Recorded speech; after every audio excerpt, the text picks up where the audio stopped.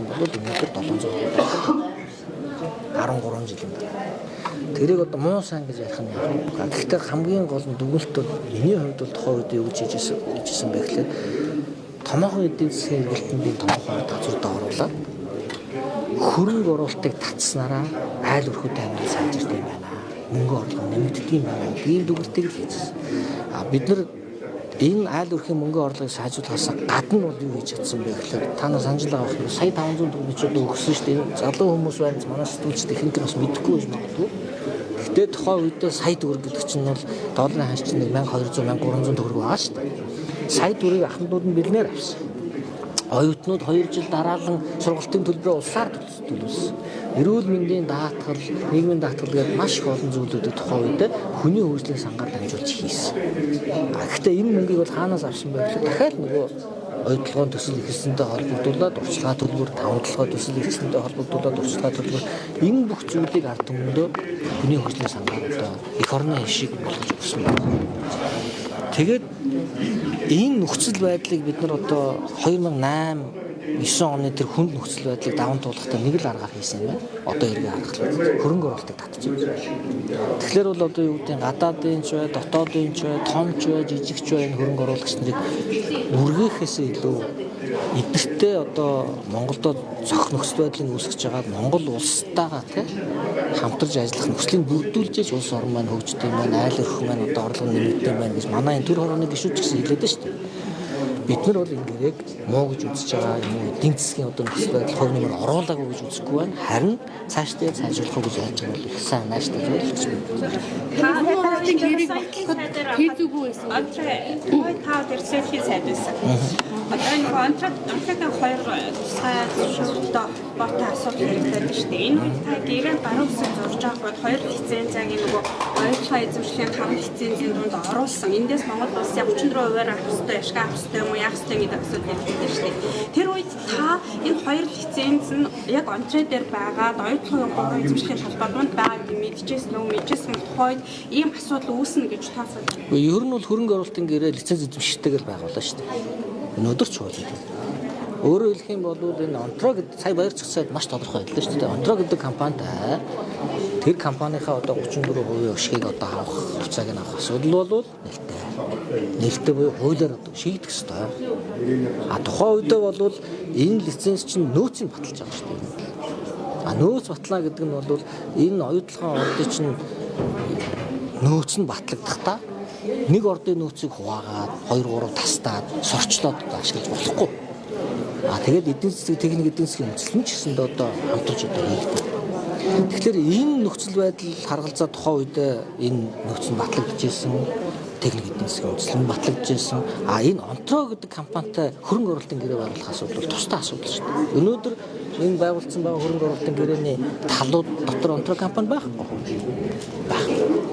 Тийм учраас шинээр одоо Монгол улс өөрөө хөрөнгө оруулалтын гэрээгээ энэ одоо 34% эзэмшээд хамгийн одоо ашигтай хамгийн зөв байдлаар авахыг ярилцахыг бол одоо бүх зүйл санагдаад бол өөрөөх нь их мэдлэг байгаа гэдэг. Монголчууд 2019 он гэхэд ногдол ашгаа хүртнэ. Монголчууд ер нь оюутлогын ордынхаа байгалийн баялагийнхаа ашгийг хүртнэ гэсэн бодож өнөөдөр одоо зээлийн хүндэд дардуулаад өндөрөхгүй нөхцөлтэй болсон юм шүү дээ. Монгол улсын өрийн одоо 50 гаруй хувийг нь оюутлогын зээл эзэлж шүү дээ. Тухайн таныг сайдаар ажиллаж байхад ер нь энэ нөхцөл нь ямаргүй гэрээ хийжсэн хэр сайн гэрээ болсон гэж үзэж байгаа юм байна.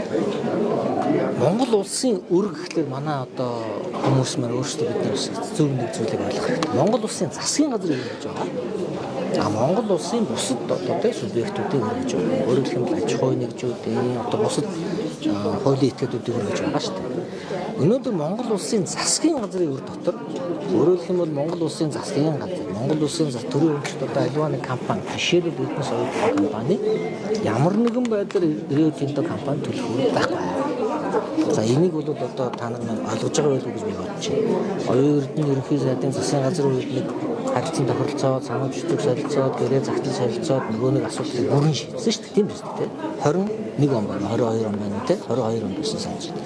Тэгэхээр өнөөдөр бол оюу толгой компани байна уу, Rio Tinto компани байна уу, Монгол улсын засгийн газар, Монголын ард түмэн, Монголын төрийн өмчт аливаа нэг компани үр зээл төлөх асуудал байхгүй. За энийг бол одоо бүгдээрээ нэг сайн ойлгож авахгүй бол одоо энэ сүүлийн хэд хоног ярьж байгаа ингээд хилцэж байгаа энэ асуудлуудыг ингээд монголчууд төлөх ёстой гэж яриад байгаа юм. Үгүй шүү дээ. Оюу толгой ХХК гэдэг тэр компани Rio Tinto компанитай байгуулсан тэр хилцээрийн асуудлууд дээр тэр хоорондоо үр зээлээ төлөх асуудлууд байгаа. Энэ бол тусдаа асуудал. Тийм үстэй.